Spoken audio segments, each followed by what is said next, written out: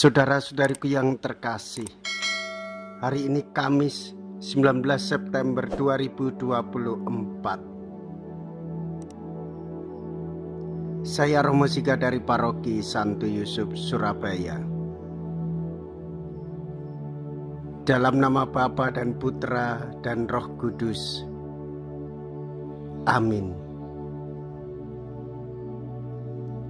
Orang yang mengalami banyak diampuni dapat lebih memahami sesama. Memaafkan, mengampuni itu sulit. Namun memperoleh pengampunan dan menyadari kesalahan lebih sukar. Sebab mengandaikan kerendahan hati dan kesadaran akan kelemahan. Hal itu menuntut iman terhadap orang yang diharapkan berkenan mengampuni. Pada Kristus kita selalu aman, yang mengampuni begitu banyak, karena begitu besar cinta kasih-Nya. Dosanya yang banyak telah diampuni, karena Ia telah banyak berbuat kasih. Mea culpa, mea culpa, mea maxima culpa. Marilah kita berdoa. Allah Bapa kami, sumber cahaya sejati, bagaimana kami dapat hidup kalau tidak Kau beri kekuatan dengan perantaraan Yesus cahaya hidup kami? Kami mohon semoga kami dapat semakin memahami kitab suci dan mengalami belas kasih-Mu. Dengan pengantaraan Yesus Kristus Putra-Mu Tuhan kami, yang hidup dan berkuasa bersama dengan Dikau dalam persatuan Roh Kudus, Allah sepanjang segala masa. Amin. Tuhan bersamamu dan bersama rohmu. Inilah Injil suci menurut Lukas. Dimuliakanlah Tuhan.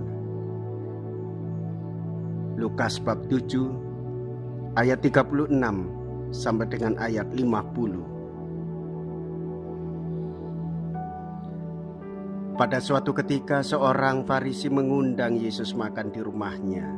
Yesus datang ke rumah orang Farisi itu lalu duduk makan. Di kota itu ada seorang perempuan yang terkenal sebagai orang berdosa. Ketika mendengar bahwa Yesus sedang makan di rumah orang Farisi itu, datanglah ia membawa buli-buli pualam berisi minyak wangi.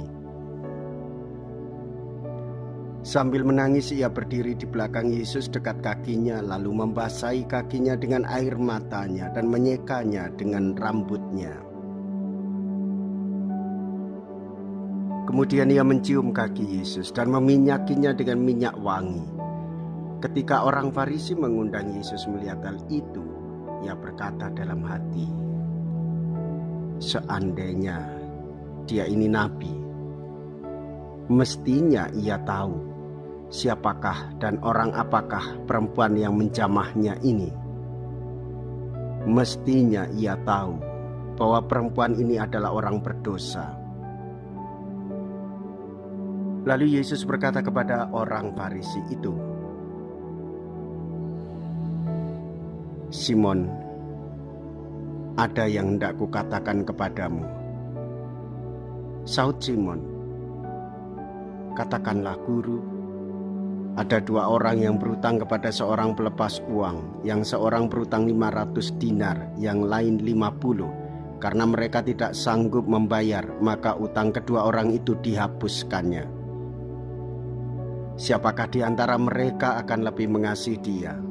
Jawab Simon.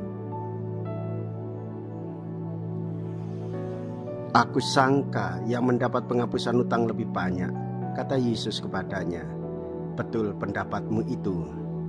Dan sambil berpaling kepada perempuan itu, Yesus berkata kepada Simon, engkau melihat perempuan ini. Aku masuk ke dalam rumahmu, namun engkau tidak memberi aku air untuk membasuh kakiku, tetapi perempuan ini membasuh kakiku dengan air mata dan menyekanya dengan rambutnya. Engkau tidak mencium aku, tetapi sejak aku masuk ia tiada henti-hentinya menciumi kakiku. Engkau tidak meminyaki kepalaku dengan minyak, tetapi dia meminyaki kakiku dengan minyak wangi. Sebab itu aku berkata kepadamu, dosanya yang banyak itu telah diampuni, karena ia telah banyak berbuat kasih. Tetapi orang yang sedikit diampuni, sedikit pula ia berbuat kasih.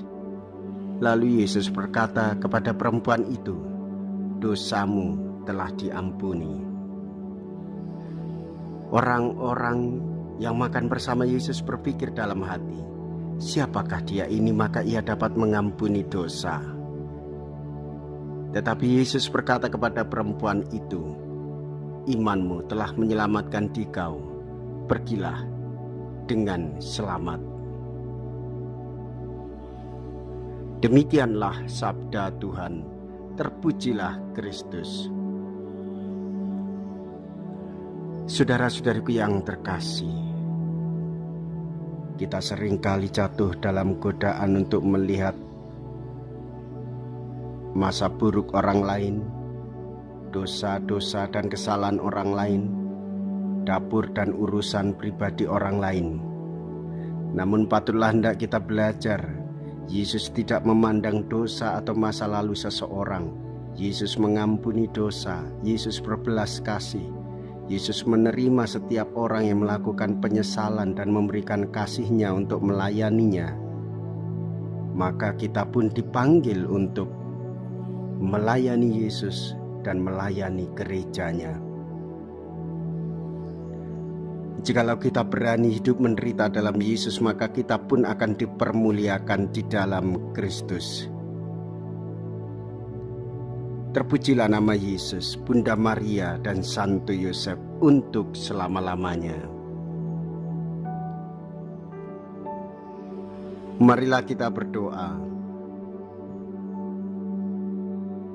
Allah Bapa yang Maha Rahim, kami bersyukur atas belas kasih-Mu yang telah menghidupkan harapan baru di dalam hati kami. Kami mohon ajarilah kami menaruh cinta kasih kepada siapapun yang kami jumpai. Dengan pengantaraan Kristus Tuhan kami. Amin. Tuhan beserta kita sekarang dan selama-lamanya. Semoga Allah yang Maha Kuasa memberkati saudara sekalian, Bapa dan Putra dan Roh Kudus. Amin. Saudara-saudariku yang terkasih, pergilah, ibadat sabda sudah selesai. Syukur kepada Allah.